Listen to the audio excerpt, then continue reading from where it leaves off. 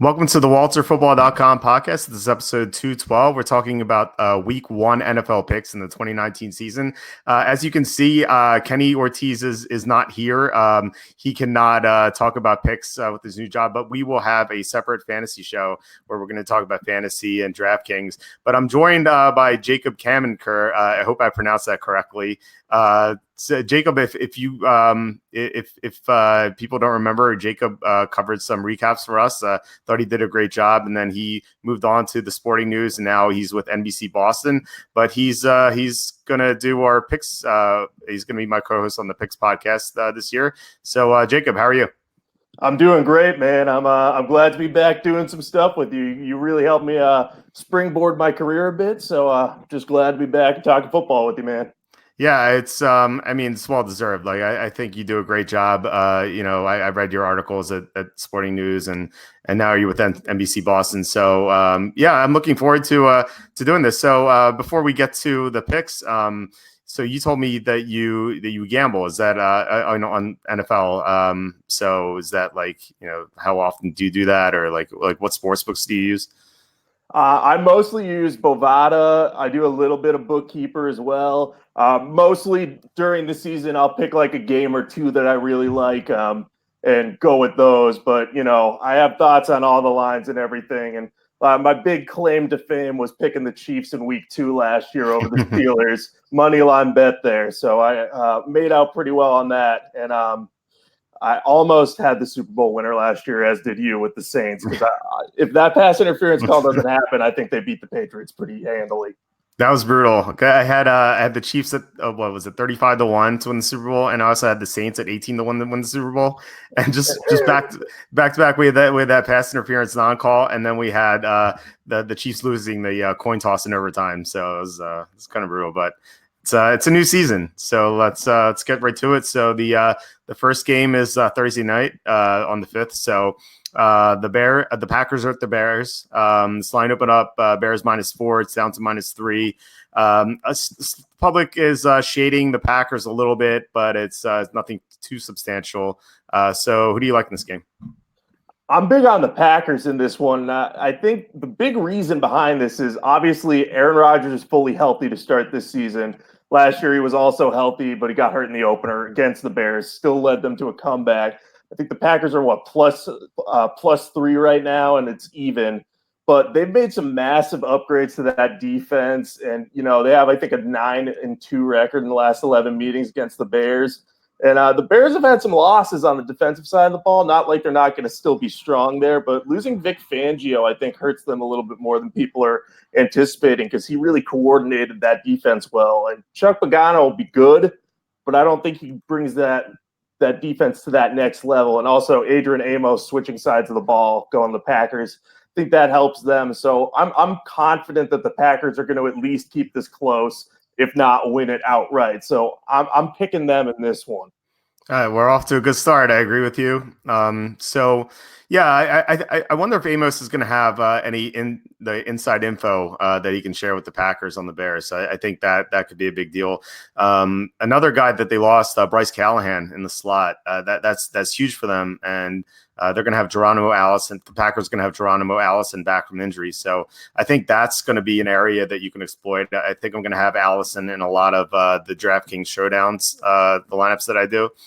Actually, I crunched the 150 lineups already, and I think Allison was in like 60% of them or something. So I'm going to have to set a cap on that. But I do like them there. I like the Packers quite a bit here. I think they're going to be one of my bigger plays. They might be one of my super contest picks.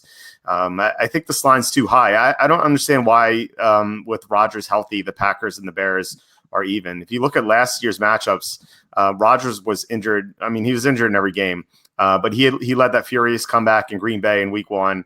And then in December, the Packers lost by only 7 in Chicago. And that was with Rodgers being injured. That was without the Packers making upgrades to their defense. I feel like the Packers could take this game. And at the very least, if the Bears are up by, let's just say 10 in the fourth quarter, we could see Rodgers throwing a backdoor touchdown and getting the push or maybe a cover, depending what the score is. So, yeah, I like the Packers a lot, so I'm glad we're in agreement in the first game. All right, so the next game going on to Sunday is the Falcons at the Vikings. This line opened up Vikings -4. It's still -4. Actually saw a 4.5 earlier today, but it quickly disappeared. I wonder what that was all about. But so who do you like here? So I'm big on the Falcons this year, just in general. They're actually my Super Bowl pick, believe it or not. Wow. Like, I'm going a little bit out on a limb with that one, but one of the big things in this game is that they're playing in a dome stadium. Matt Ryan loves that. He has, I think, a 66-36 record in dome stadiums in his career. So that's home and road. Obviously, playing in the Georgia Dome helps that a little bit, but I like the Falcons to at least cover in this one because they're getting 4 points against the Vikings. Kirk Cousins, in his career against winning teams, has a 4-25 outright record. And if you view the Falcons as even a wild card contender, that has to make you a little bit nervous about Cousins kind of not showing up a bit and, maybe blowing this one a little bit. And, the Falcons are getting some guys back from injury, particularly on defense, having Keanu Neal and Deion Jones healthy again.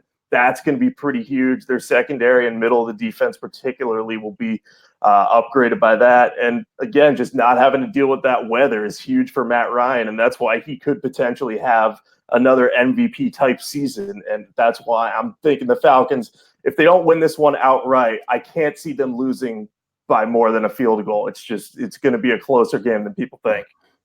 Yeah, I think the one danger here, if you bet the Vikings, is that you have to worry about the backdoor cover with Matt Ryan at the end. Like, he seems like one of the most live quarterbacks for that. So that would be my concern if I'm betting the Vikings. And also the Vikings have they have to play the Packers next week, so that's there could be a look ahead situation there. The one thing, there are two things that concern me about the Falcons. One, let me get your opinion on this because you said you like them to win the Super Bowl. I like them too, earlier in the offseason, but their odds weren't that great. So in the preseason, they couldn't block at all. Like, Matt Ryan was getting hit like brutally, and I was wondering, they kept them in the game for some reason, like way into the second quarter of the second game. What do you think about their blocking? Do you think it can improve? I think the blocking can improve. I covered the Redskins a bit for a second side job, so I watched the Falcons play the Redskins, and I was very surprised at how much pressure was put on Matt Ryan because it seemed like they had upgraded that offensive line. And Chris Lindstrom's a Boston College guy. I'm from the Boston area, so I watched him play a bunch in college, and he was a really solid starter at guard. So I thought he would help out that right side of the line, but the tackle position's a bit of a question mark now because Caleb McGarry on that right side was supposed to come in, but he's dealt with the heart condition. If he can come back, and I think they still have Ty Sambrailo, I think he'd be better than the Matt Gano guy they were using in the preseason. But that's the one concern because offensive line play is obviously huge for any playoff contender. I'm hoping that they just weren't quite ready or not playing cohesively enough. Maybe Alex Mack can help them kind of be that glue and bring them back together. But that's definitely the big concern with them, especially against a defense like the Vikings, who have really good pass rushing weapons. So if you're looking for a reason to bet the Vikings, it would be because you're not sure about the Falcons' offensive line for sure.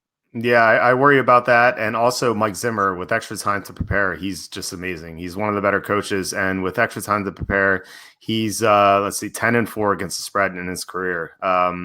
Just an excellent coach. So I was stuck on this game. I should mention also, I forgot to say that the public is on the Falcons as well, like 65% ish. So that's another worry if you're taking the Falcons. So it's really mixed for me. I was not clear on where to go on this game. I ended up picking the Vikings, but you seem to have a stronger opinion. So for someone on the fence in this game, I think I would defer to you. Here because I like the Falcons Super Bowl pick. If they can block, if they can fix that offensive line, then they have a chance to go all the way.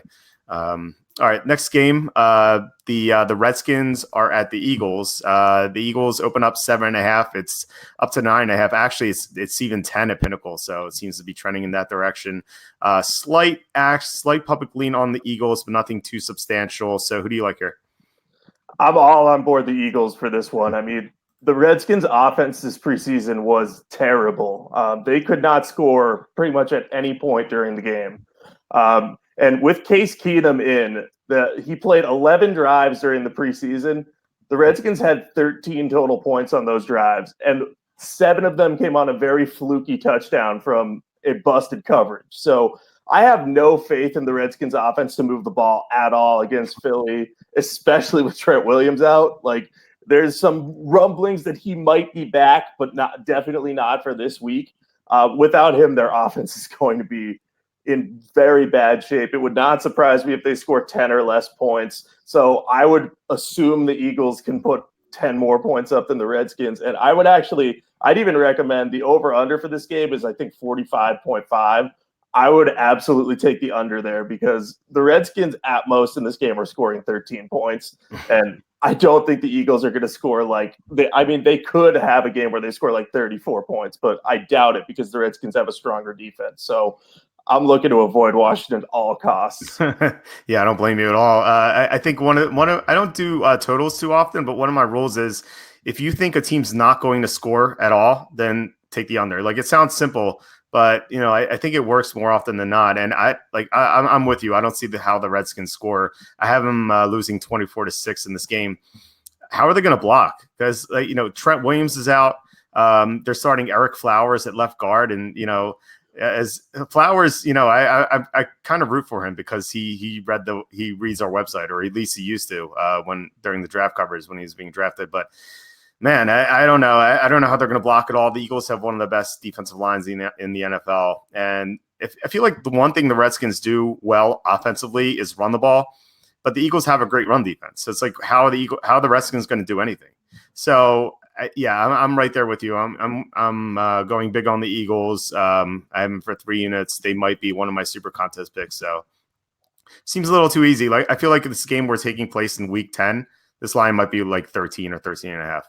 But no, it definitely could be if it was later in the season. I think people are a little bit optimistic because the Redskins defense should be better, especially with Landon Collins in that secondary now. And they had a pretty strong front seven all last year. They're a little weak at linebacker against tight ends, but I just don't see them being able to score enough, and people just don't know how Case Keenum's going to do yet. So I think that's why there's a little bit less action on this spread than there really should be, because there's no way the Redskins are going to cover this. I would be shocked if they did.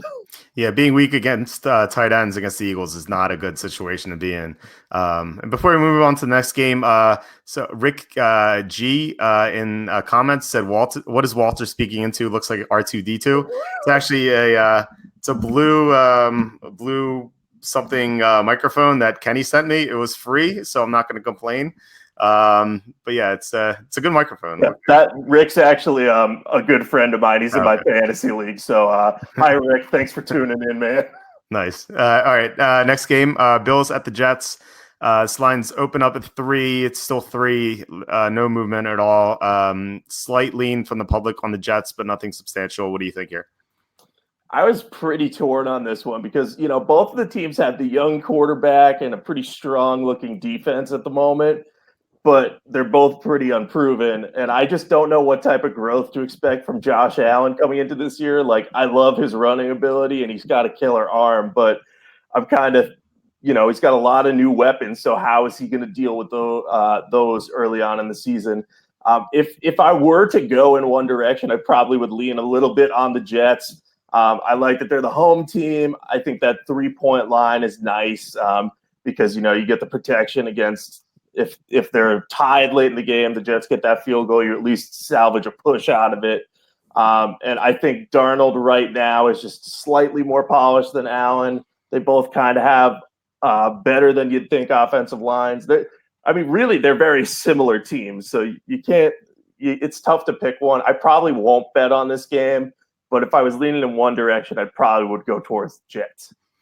Yeah, I agree. I have a small bet on the Jets. I made this line -4.5, and a computer model I use made it -5. So there's a decent lean here for the Jets. And I think what you said is correct. Like, these teams are similar, and I think when you have teams that are mirror images of each other, I think you should take the better team because they're both going to be doing the same thing.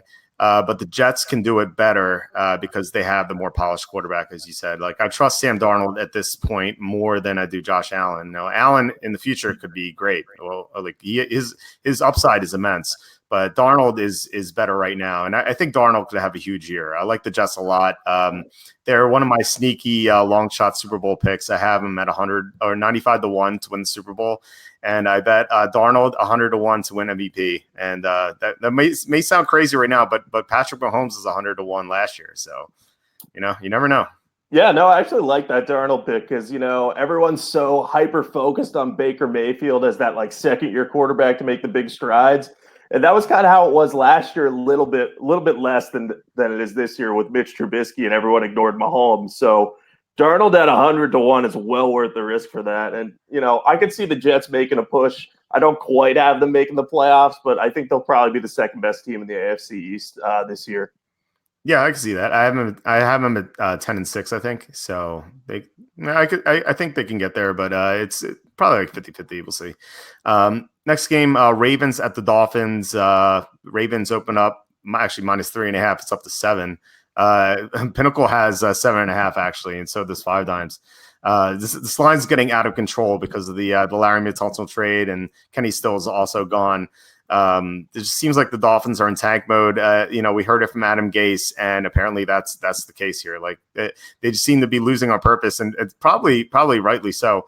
The public is all over Baltimore. 85% of the money on Baltimore. Are you with the public here?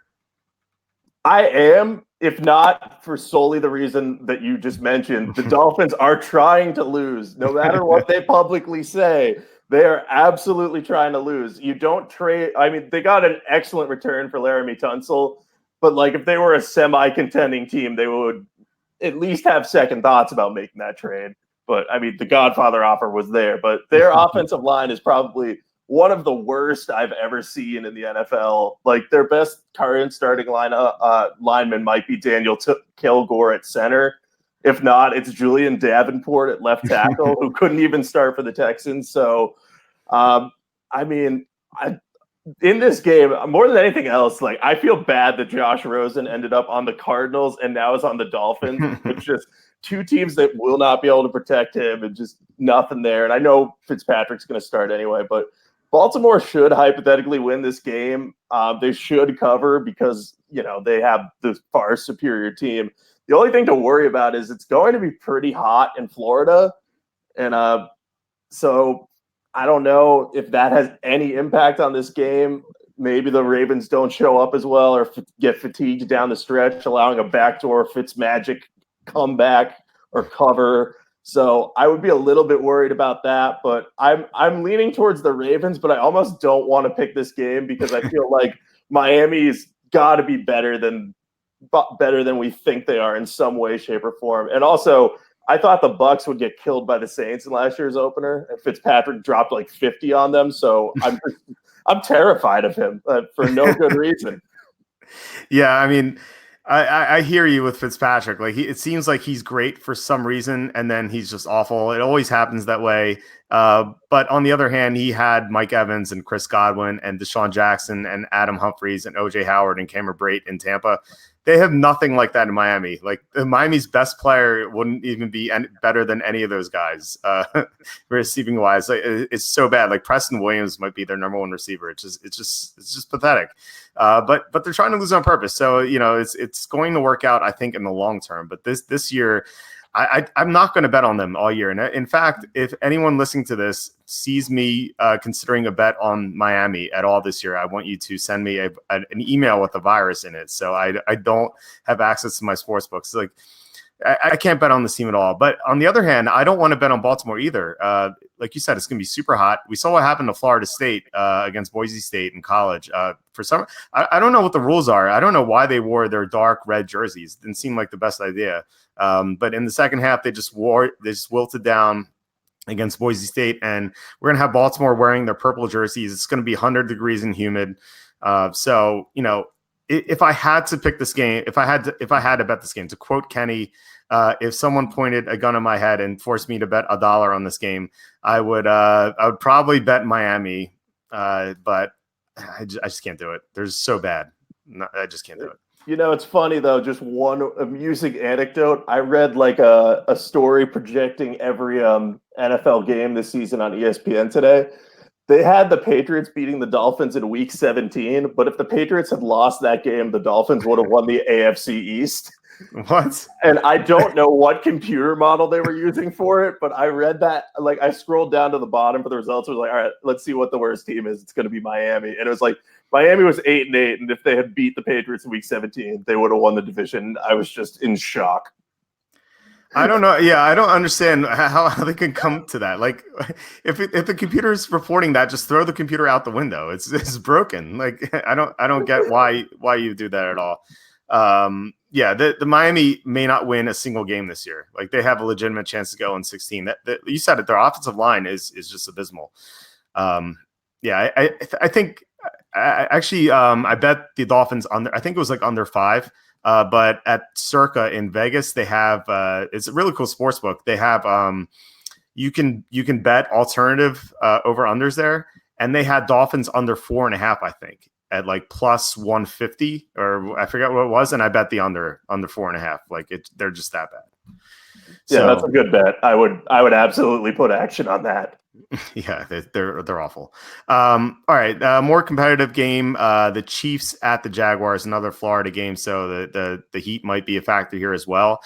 Chiefs opened up minus 4.5. It went down to 3.5, and then it went back up to 4.5, and now it's down to 3.5. So it's kind of weird movement there. The public's all over the Chiefs, as you might expect. So are you with the public here too? I'm actually not in this case. I like the Jaguars a bit. People are kind of sleeping on them. They forget that a couple of years ago, with Blake Bortles as the quarterback, this team got to the AFC Championship game. And I know they don't have quite as strong a roster as they did, or maybe not quite as strong on defense, but adding Nick Foles to that offense will at least open up some running room for Leonard Fournette, and Foles will be able to effectively manage the offense. I think they're going to kind of run a grinded out style on there, wear down the Chiefs defense, which is still not very good in my opinion. I don't like their switch to a 4-3. Frank Clark is a great player, and so is Chris Jones. But aside from that, they don't have any linebackers that fit the scheme very well, and their best cornerbacks are 2 former Redskins, which is not usually a good thing. So I like the Jaguars to cover here. I think Bovada had a line of Jaguars +4 for about minus 105. So I would put a couple units down on that for sure. Maybe only one, because Mahomes could have another great breakout game. But another interesting thing is last year when they played the Jaguars was the only game that Pat Mahomes had 0 passing touchdowns in. So I do think there is room for the Jaguars to beat them, especially with an upgraded quarterback. Yeah, I don't know why the public is so eager to bet the Chiefs here. Well, I can understand it, but if you look back last year when the Chiefs had to go on the road and play these sort of grindy games against tough defenses at Denver on that Monday night game, they almost lost. Mahomes needed to throw a left-handed pass for them to win that game, and yet they still didn't cover most spreads. It really depends what number you got, but they won by 4, I believe. So that barely covers this number. Late in the year, they played at Seattle. They lost outright. So this Chiefs team is vulnerable in these sorts of games. So I would be worried about that if I'm going to bet the Chiefs. So I would lean toward the Jaguars. The one thing that scares me about Jacksonville is that the hurricane is coming through Jacksonville. And I don't know if it's certainly going to hit Jacksonville, but the radar looks like it's going to go through Jacksonville. And that might distract the players and the coaches because they have to worry about their homes and their families. Hopefully everyone will be okay, but they might be too focused on that to worry about this game. We've seen in the past, like teams that have had to worry about hurricanes and other disasters like that, they just haven't performed well. So before the news of the hurricane, I like the Jaguars a lot. This makes me question that. So I'm going to lay off this game. But again, if I had to bet this game, I'd take the home team. All right, next game, the Titans are at the Browns. Everyone's favorite Super Bowl pick, apparently. The Browns open up -5, up to -5.5. The public is all over the Browns. So who do you like in this game? I was pretty torn on this one because I'm not very big on the Titans this year. but I'm also not nearly as big on the Browns as most people are. I kind of think they could have some of that the dream team Eagles in them, where they've made all these massive upgrades and it looks like they're really ready to break out, but they haven't had any history of recent success. And Baker Mayfield's still a young quarterback. We don't know how he's going to play with Odell Beckham just yet.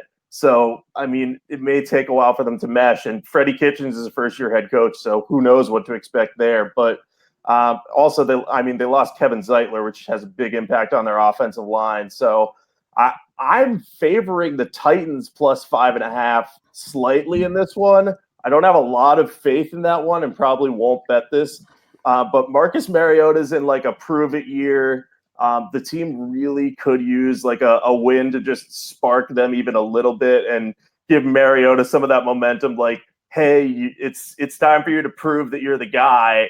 If you can't do it early, you're going to get replaced by Ryan Tannehill. So I think there's a little bit of an opening there for Mariota to come in, surprise, and keep this one close. Again, I don't have much faith in that.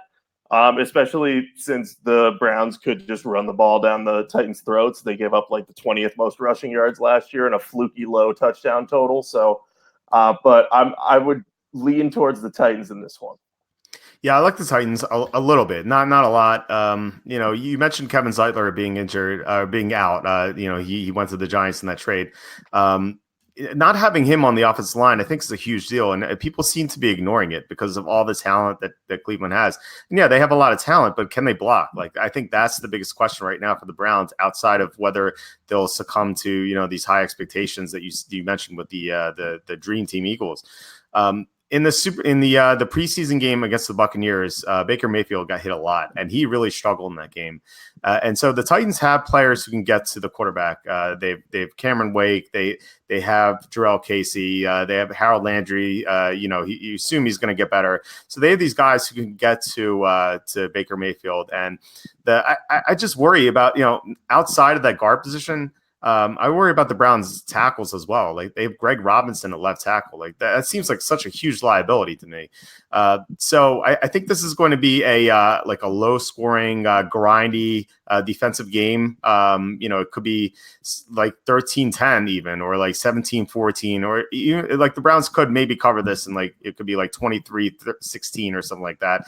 I wish we were getting a better number. If this line were above 7, I would be all over the Titans. But it just seems like we're not getting the appropriate value.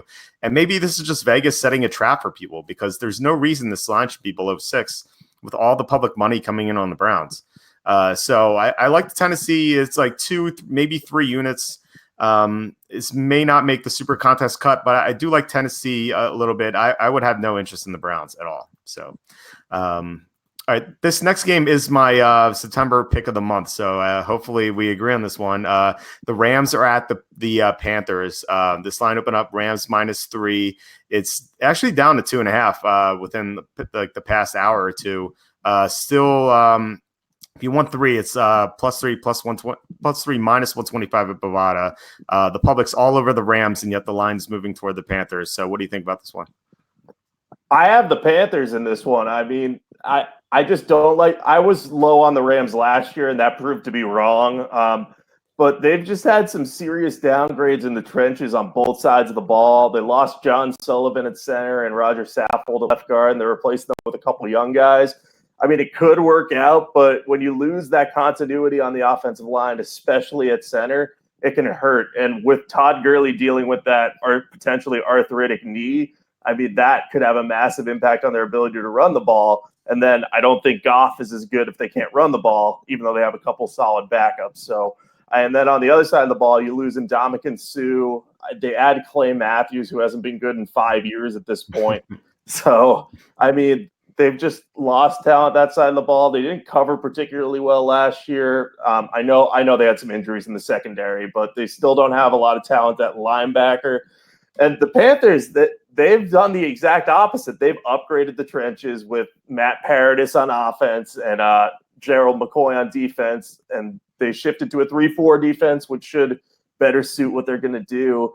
And I just think that the Rams traveling to the East Coast, 1 o'clock game, their circadian rhythms could be a bit off, and they're just not not looking like an appetizing pick to me. I like the Panthers. I'd put a couple of units on them to cover that spread. I think they'll play well at home. And I know the Panthers are one of your big sleeper picks this year as a potential Super Bowl contender. So I think they get off to a quick start, and the Rams will be kind of suffering from that Super Bowl hangover, even though they didn't win last year.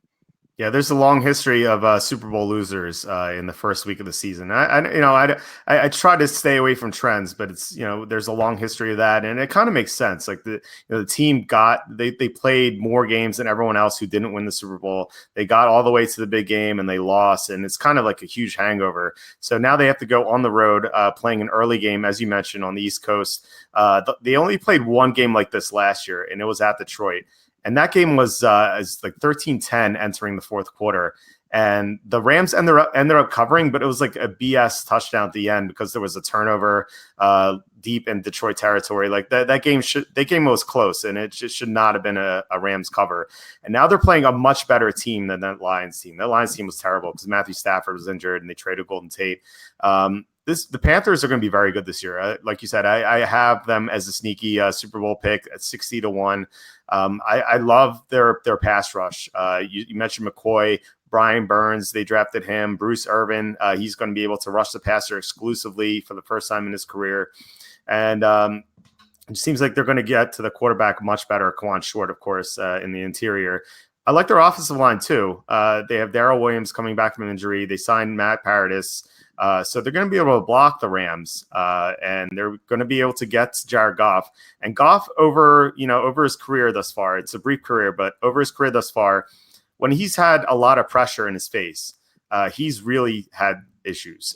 If you look at the three games against tough defenses to close out the year last year, he played the Bears, the Eagles, and the Patriots. He threw 6 interceptions in those games and no touchdowns. He really struggled in those games a lot, and he gets flustered very easily when you pressure him. And with those 2 new offensive linemen, I think the Panthers are going to be able to put a lot of pressure on him. So I think that's going to be troubling for him. So you have all these factors coming in to favor the Panthers, and then you also have the Vegas aspect of it, where like there's so much public money coming in on the Rams. This just seems like such an easy pick to me. Like I made this line Panthers -4, and I think if you cross out these team names and you just show these rosters to people, I think the Panthers would get more action than the Rams would. I just don't see it with the Rams. Like you, I was down on them last year, and yeah, I mean they went to the Super Bowl, but after week 4 they barely covered the spread. So betting wise, they weren't that impressive. So yeah, I love the Panthers here. They're my pick of the month. Someone texted me. They're like, so the Panthers dropped to 2.5. Do you still like them a lot? I do, but I think you can wait for a 3 to reappear. Like I said, you can get +3 -125 at Bovada, which is I would prefer that over +2.5. So yeah, I love the Panthers here, as I said. All right, let's move on to the late afternoon games. Beginning with. Okay, Bengals at Seahawks. This line opened up Seahawks -8. It's up to 9.5. So who do you like here? I like the Seahawks for the sole reason that the Bengals just have so much going against them. Their offensive line is terrible. The only guy they have that really should be starting in the NFL is Cordy Glenn, and he might not even play. The game's in Seattle. It's Zach Taylor's first game as a head coach. He doesn't have AJ Green, who's still out with that foot injury and might be out for a while. And, the Seahawks just got Jadeveon Clowney, so their pass rush is looking better. And Russell Wilson at home during his career is 44-12. And, those 12 losses, a lot of them, I think, have come in division against the Rams, or at least some of the closer games have come against the Rams. And I just can't see the Bengals keeping this close. They're just not going to be able to block against the Seahawks. And the Seahawks on the other side of the ball, there's barely any changes to the Bengals defense, and they allowed the most passing yards last year. So I think Russell Wilson and Tyler Lockett will have a couple of deep plays that'll result in touchdowns maybe, or at least 50-yard gains or something. And then they'll just run it down their throats with Chris Carson to close out the game and, come away with a 2-touchdown lead. I really see them winning by at least 10, if not multiple touchdowns. Yeah, I agree. They're going to hit some big plays, as you said, but they're also going to be able to attack the middle of the field because I feel like the Bengals have one of the worst linebacking cores in the NFL. So that's a plus for them too. The Bengals just seem so flawed right now. It really, the size of the bet really for me depends on if Cordy Glenn plays or not. He has concussion. He may not be able to play. If he's out, I like the Seahawks quite a bit. If he plays, I still like the Seahawks, but probably for a unit or two. So it really depends on his status. But yeah, this just seems like an easy game for Seattle. If you're in a survivor pool, it's either Seattle or Philadelphia. It's one of those two. I feel like neither can lose. Although we were saying the same thing last year about the Saints and against Tampa Bay. So you never know in the NFL, and that's why it's interesting. But I would be shocked if the Bengals beat the Seahawks.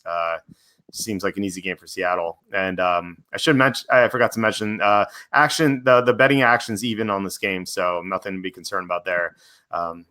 Next game, Colts at the Chargers, the San Angeles Chargers. This line opened up. It was three. It was three for a long time, and then Andrew Luck retired. And it went to 7 and actually went down to 6.5, even though the public is on the Chargers. So who do you like in this game? So I'm leaning towards the Colts right now. And, the Chargers, I feel like the Chargers have a lot more flaws than people are thinking about because anytime you talk about contenders in the AFC West, people list the Chiefs first and then they think the Chargers. But the Chargers are missing Melvin Gordon. And they're also going to be without Russell Okung as he recovers from a pulmonary embolism. And without him, their offensive line is really, really bad. Like they're starting some dude, I think named Trent Scott at left tackle. And I don't know who that is, to be honest. So the Colts still have a strong defense and offensive line. I know there's some uncertainty with Jacoby Brissett, but the management there seems to be confident in him. He's had a couple years to develop after his starting season. And, of course, it's always important to note that when he started for the Colts, he had been traded there like a week before in exchange for Philip Dorsett from the Patriots. So the fact that he had like a positive TD to interception ratio and was able to, at least keep that offense functional is pretty good. So I'm leaning towards the Colts in this one. I mean, plus 6.5 is a great number. I wish it was 7 so you could just have that potential for a push, but I'm probably going to play a few units on this, and I'd even consider taking the under in this one. I probably won't end up doing that just because, Phillip Rivers always has the possibility of having a good game even with bad blocking, but this might end up being more of a defense grinded out type of game. Yeah, I'm right there with you on the Colts. I actually love the Colts. They were my second favorite pick of the week after the Panthers. Something that has worked very well over the years is to take a good team missing its quarterback for the first game, because that team, like, they want to prove that they can win without the quarterback. Good players playing at 110% capacity. They just shine, and I feel like the Colts are going to want to prove to everyone that they're still Super Bowl contenders, because that's what people were talking about. They were saying that the Colts win the Super Bowl. That was my pick to win the Super Bowl.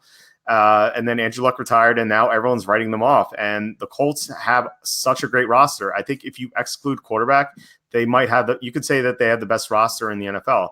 And so these guys are going to be out to prove that they can win. I love their offensive line. They can protect against Joey Bosa and Melvin Ingram.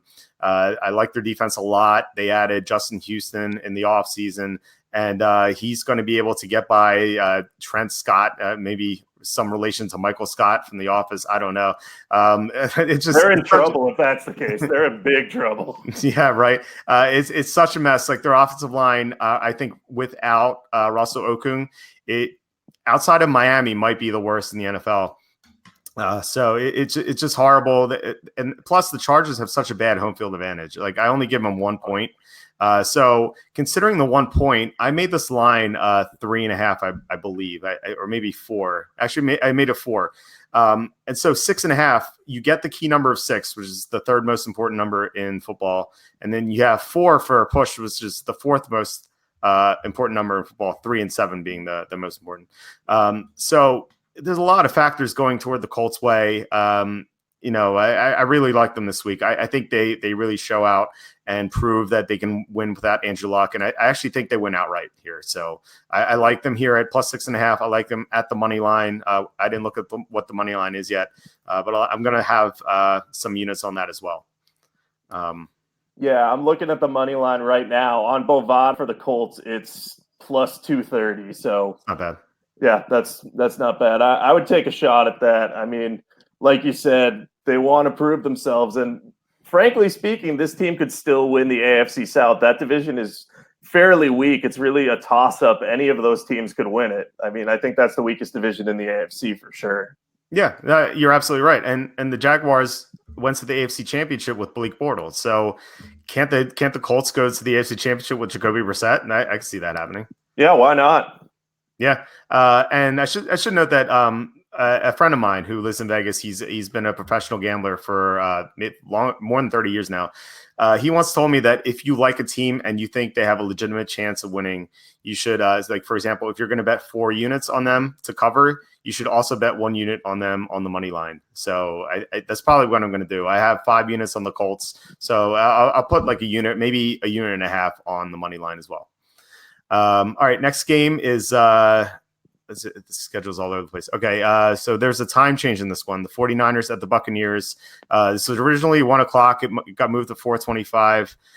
This line opened up Buccaneers -1.5. It trended toward Pick'em.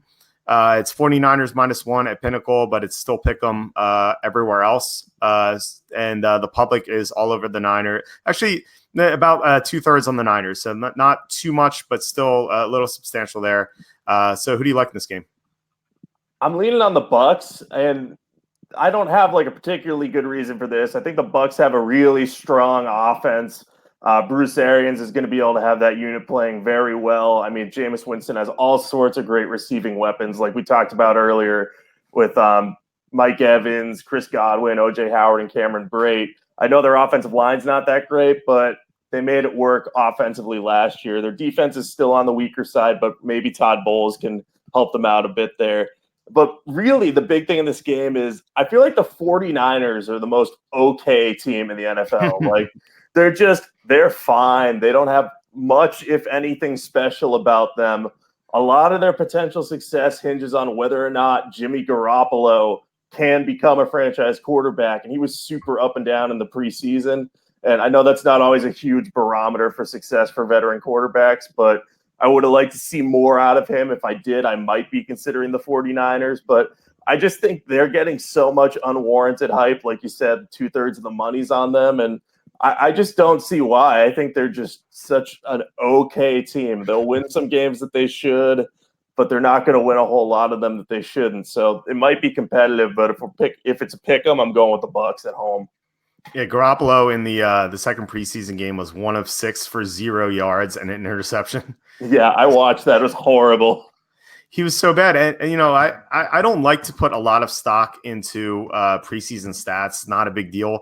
But I thought the most telling thing from that performance was that he didn't look too confident in his knee. I thought that might be a big deal. And if that's the case, the Niners are not going to win many games this year. If he doesn't trust his knee, that's a problem. And I think the Buccaneers should be able to get to him.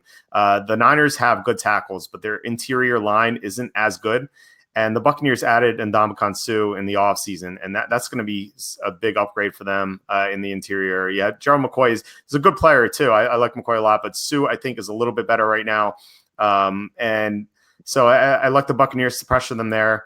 Also, this is going to be another hot game. It's granted it's 4 o'clock, but it's still early September in Tampa. It's going to be humid as hell. It's going to be 90 degrees or so, and the Niners are going to be in their colored jerseys. It's a big deal.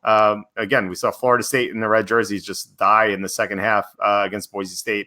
It happens every year to these teams visiting Florida. And so I think that's a big edge for the Buccaneers as well. And I think this line's just way off. I don't see why these teams aren't even.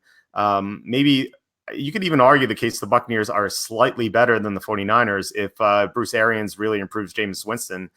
And so I made this line -3.5, and it's pick'em. So, getting 3, which is the most prominent number in the NFL, I think that's a big deal. So I like the Niners here. I like the Buccaneers here for about 3 or 4 units.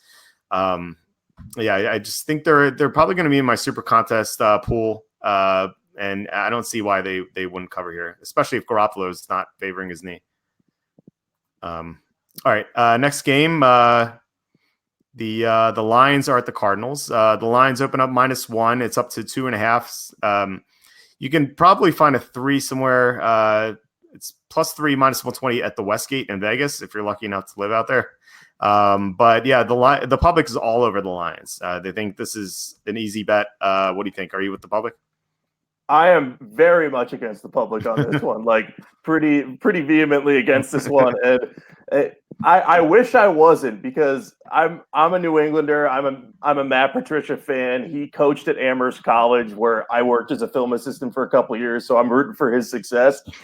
But this Lions team looked so bad in the preseason. Again, I know it's not much stock there, or we shouldn't put too much stock into it, but it looked like they couldn't block. And given that Matthew Stafford didn't look great last year, even though he was dealing with an injury, I'm a bit worried about how they're going to perform in this game. I know that Kyler Murray's making his NFL debut, and we don't know what to expect from him, but they're a home underdog right now. If you can get a +3 on the Cardinals, I'd be willing to put 2 or 3 units on that one. I know they're not a very good team, but they've added a lot to their defense in particular. I know everyone's focused on the offense with Cliff Kingsbury and Kyler Murray because it's exciting to see what they're going to do. But, they added Terrell Suggs and Jordan Hicks. I love the Jordan Hicks signing for them. He's going to really upgrade their linebacker group. So I think if they can play good defense against the Lions and pressure Matt Stafford, they're going to have a lot of trouble scoring. So the Cardinals will be able to keep it close, if not win outright.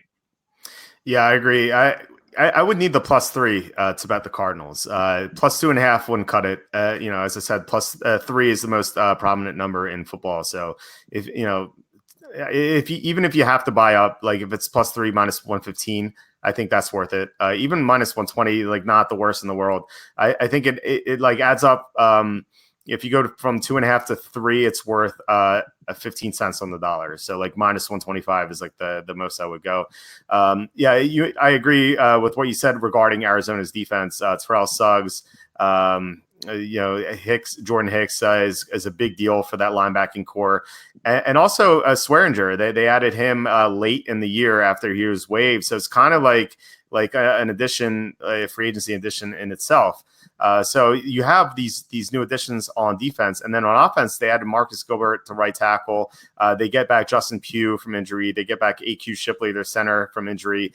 DJ Humphries, their left tackle, is healthy, for now. We'll see how long that lasts, but as long as their offensive line is intact, I think they can be competitive, unlike last year. And their defense is better than it was last year. So I think this game could come down to a field goal. And if you get +3, you're probably going to win or push. So, like I said, I would need the +3. If it's +2.5, I'm not going to bet the Cardinals. I would pick them, but I'm not going to bet them. But at +3, I have interest there. No, that's fair.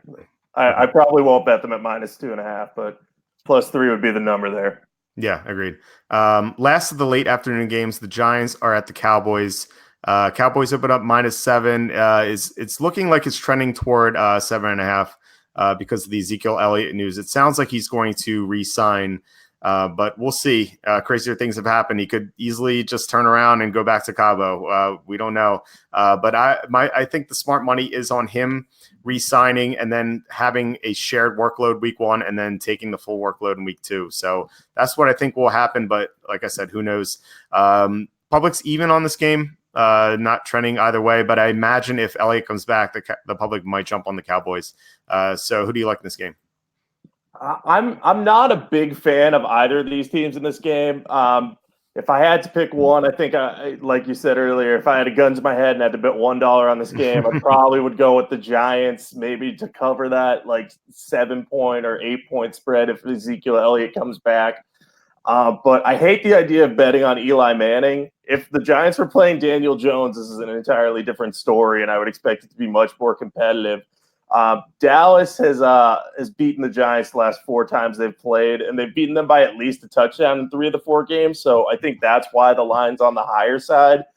But on offense, while the Giants have lost significant talent at receiver in Odell Beckham, they've improved the offensive line, which should allow them to move the ball with Barkley.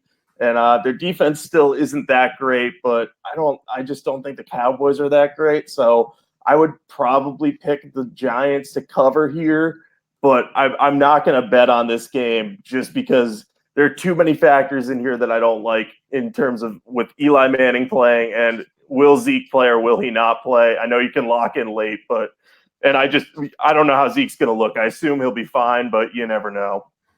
Yeah, you don't know. It's impossible to say right now. The Cowboys broadcast had in week 4, the preseason had Emmitt Smith and Michael Irvin on, and they were talking about in between Emmitt's gaffes. They were talking about that it's very difficult to simulate practice snaps, and they were concerned about Elliott maybe not being 100% coming back. The first couple weeks.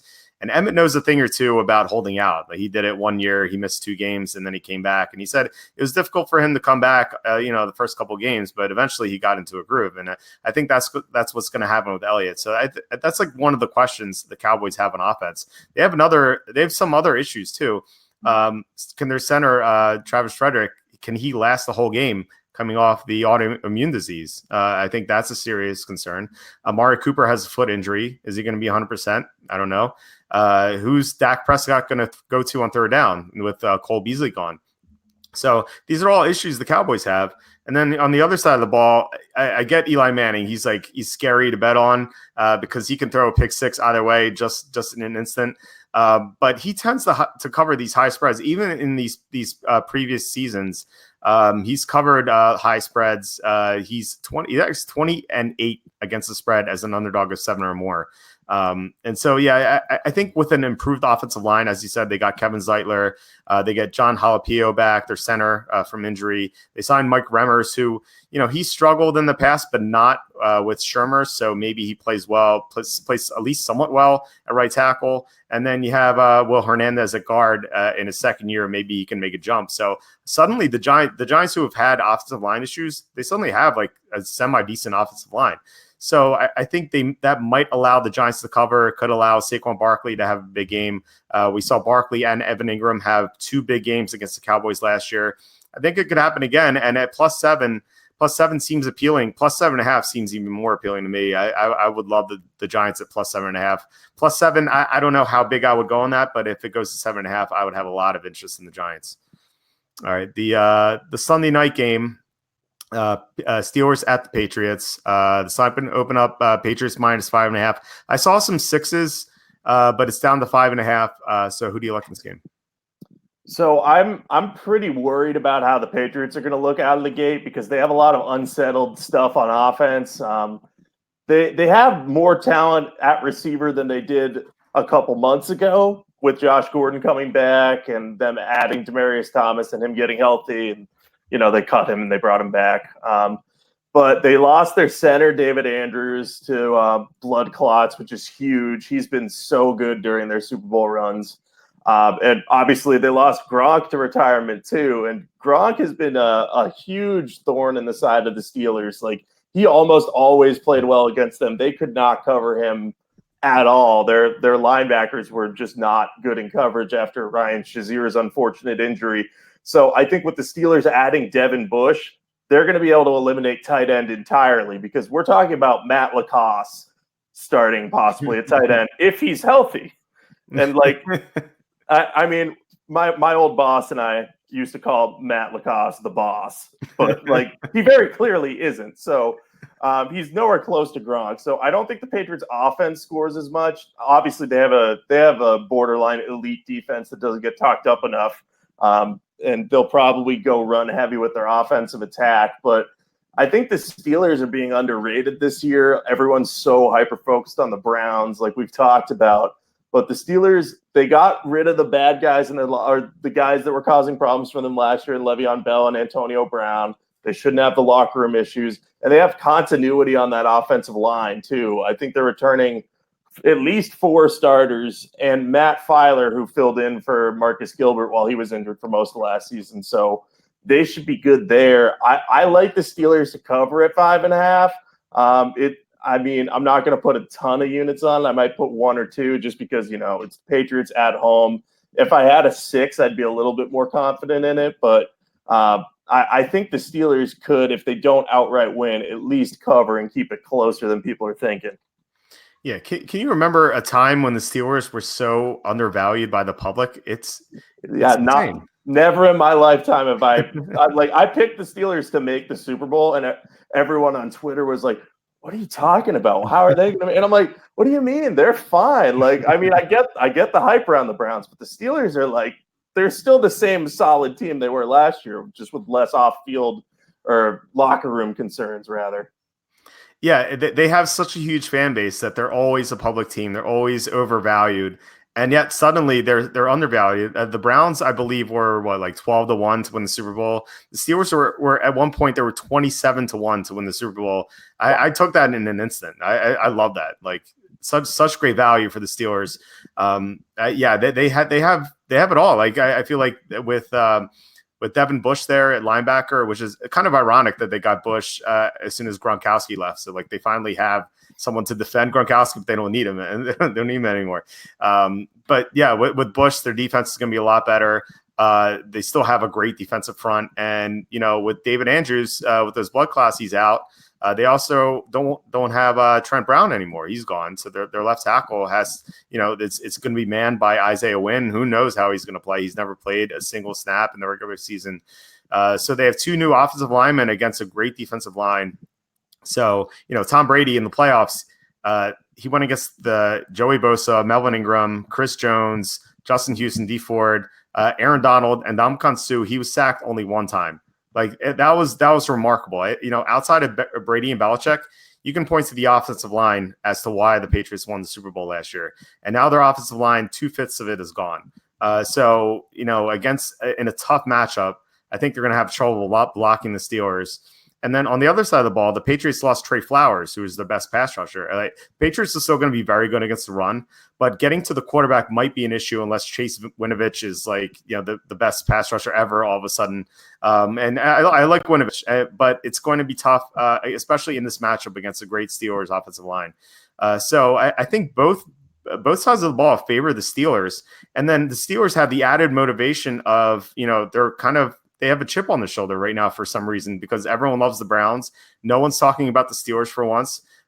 It seems like they're kind of attention hungry, that team. And, I think they want to prove that they can win and they can beat the Browns, in an upset to win the division. So we're looking at a bizarre world. I don't understand what's going on here. But yeah, I love the Steelers here. I would need the +6 to bet it heavily. +5.5, I'd still bet a little bit, but if we got +6 -110, this is going to be one of my top picks of the week. All right. So we have 2 Monday night games this week. We have the Texans at the Saints. The Saints open up -7. It's still 7, just hovering around there, and the public is even on this game. So who do you like here? I guess I like the Saints. If only for I have no idea what Bill O'Brien is doing in Houston.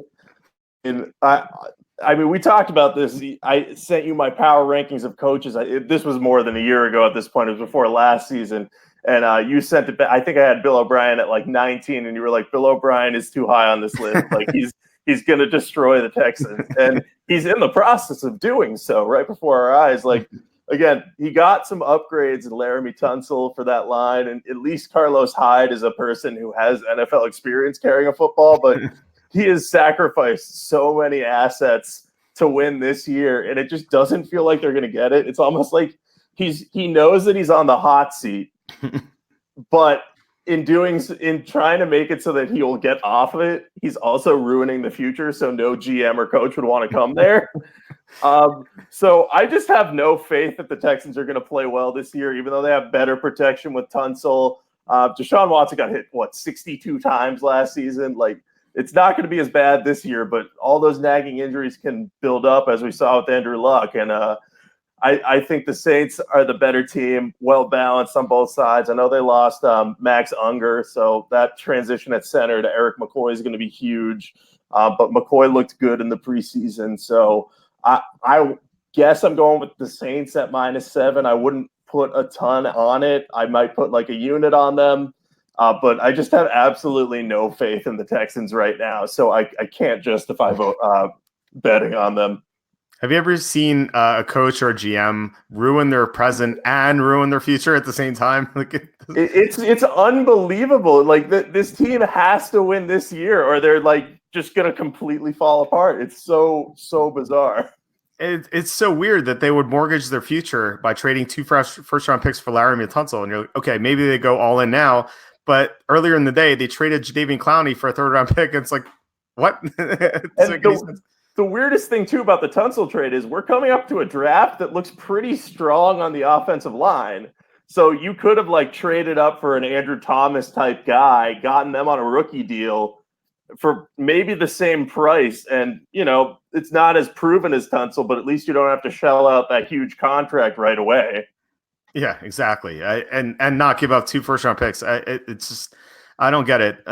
Even if it was 1 first-round pick, I'd have been like, okay, I can see what they're doing. It's a little too much, but I can get it. But like 2 first-round picks and a second, it's just it's so bad. Bill O'Brien, I think I sent you that. It was like a couple months after he fired his entire scouting department. And it wasn't because they were bad. Their scouting department was great. Like they would find late round guys and UDFA guys out of nowhere. Like they got Arian Foster, Christian Covington. They'd always come up with these late round guys because they had such great scouts. Bill O'Brien got rid of them because he wanted all to say. He didn't want anyone to disagree with him. He's such an egomaniac. It's unbelievable. And now he fired the GM. He just wants to call all the shots, and we see what's happening. And it's a shame because I like Deshaun Watson. I think he can, with the right supporting cast and the good coaching staff, I think he can win a Super Bowl. But I don't know if he's going to do it like this. I have concerns about the Texans. That said, I think I like them in this game a little bit, not too much though. One of my concerns with the Saints. Well, I have 2 concerns with the Saints. One is that they have such a horrible track record early in the season. They're 1-11 against the spread in weeks 1 and 2 since 2013. I don't understand. I don't know why it's that bad, but you can't really argue with success because they went 13-3 last year. So it's like, why would they change what they do? We see elite teams all the time start slowly. Like the Patriots last year, they lost at Jacksonville and Detroit, and like suddenly they're 1-2 last year. People are panicking, and it's like, don't worry about it. We'll win the Super Bowl. It doesn't matter. Same thing with the Saints. Like they lost to the Buccaneers last year. They would have lost to the Browns if their kicker hit a field goal. So they would have gone 0-2, but again, it didn't matter. They went 13-3, and they were a blown call away from going to the Super Bowl. And I think they would have won the Super Bowl, but we'll never know. So the Saints start slowly. So that's my one concern for this game. My other concern is that the Saints play the Rams next week, so they could be focused on that game. Could be looking past the Texans. And Deshaun Watson seems like a guy who could throw a backdoor touchdown pretty easily. So generally he keeps games close. Even last year against the Patriots in week 1, they lost by 7, even though they were losing by double digits the entire time. He got it to within 7. He didn't cover because the spread was like 6, but this is 7, so he can get there. So I like the Texans. I said I like them a little bit. I feel like I just talked myself into liking them a little bit more, but I think they're the right side, but it's not going to be one of my top plays for sure. All right. The other Monday night game is it's a 10:20 start. The Broncos are at the Raiders. This line actually just moved as we started this podcast. So it was the Raiders were favored for a while in the summer, and then it went to Pick'em, and it was Pick'em earlier in the day, and now the Broncos are favored by 1. The public is even on this game. So who do you like here? I like the Broncos. I at a Pick'em, I like them better, obviously, but even at -1, I like them. I mean, they're just a better team than the Raiders. They have a borderline elite defense that regressed under Vance Joseph's coaching, but should be significantly better with Vic Fangio at the helm. I think Fangio has a legitimate chance to, revive that Broncos defense and possibly get them towards the playoffs. They're kind of that that AFC West team that no one's talking about. Like we said earlier, the Chargers, they still get talked about, but they have issues. The Broncos, a lot depends on how Joe Flacco looks, but that defense should be very good. I think Oakland's still dealing with a little bit of the fallout from the Antonio Brown stuff. He might not have the chemistry he needs with Derek Carr quite yet, especially against that Denver defense. It could be difficult. And they added Bryce Callahan to the slot and Kareem Jackson on the outside. So their corners are looking much stronger this year than they previously had. They added some pieces to the offensive line, including Jawan James. So I don't love their offense right now, but I think they're that like classic team that can win ugly and win with defense and running the ball and some timely completions from Flacco. So even though it's on the road, I think the Broncos will open the season with a win. And there's a little bit more motivation for Fangio coming out of the gate as the oldest of the head coach hires to prove that he can grab that victory in his first chance as a head coach. Yeah, I was wondering, the Raiders sometimes they have these like super emotional Monday night or night games in Oakland, especially in these late starts. Like we saw last year, they didn't cover against the Rams, but they led at halftime. And in hindsight, looking back, it's like the Raiders, one of the worst teams in the NFL, were leading against the NFC representative in the Super Bowl at halftime. And it's like, I was wondering if that would be the case again, if maybe the Broncos would get tripped up here. But then I remember that last year, the Broncos lost similarly, late in the year. They went to Oakland, they got destroyed. The Raiders won it in an emotional game. And so I think the Broncos might be a little bit more focused here. I think they might want revenge for that loss. So I like Denver a little bit. I don't think I'm going to end up betting this game. Maybe a unit at most. But it just seems like the Broncos are a much better team than the Raiders. The Broncos, of course, they have their awesome pass rush. How's Colton Miller going to block Bradley Chubb? I have no idea. It seems like such a lopsided matchup there. As you mentioned, the Broncos have stellar corners, so they can defend the Raider receivers. I think the one area where the Raiders can attack is outside of Josh Jacobs running is Darren Waller, the tight end. Apparently, he's looked great in training camp, and the Broncos have struggled against tight ends ever since losing Trevathan to the Bears a few years ago in free agency. But it just seems like all the other matchups go Denver's way in this game, and the Raiders' inability to have a pass rush might hurt them a lot. Again, they drafted Cleveland Farrell 4th overall, and he hasn't shown anything. And unless that changes, they're not going to be able to get to Joe Flacco quite frequently. The Broncos have a better offensive line coach. So I have somewhat high hopes for the Broncos if Joe Flacco can stay healthy the entire year.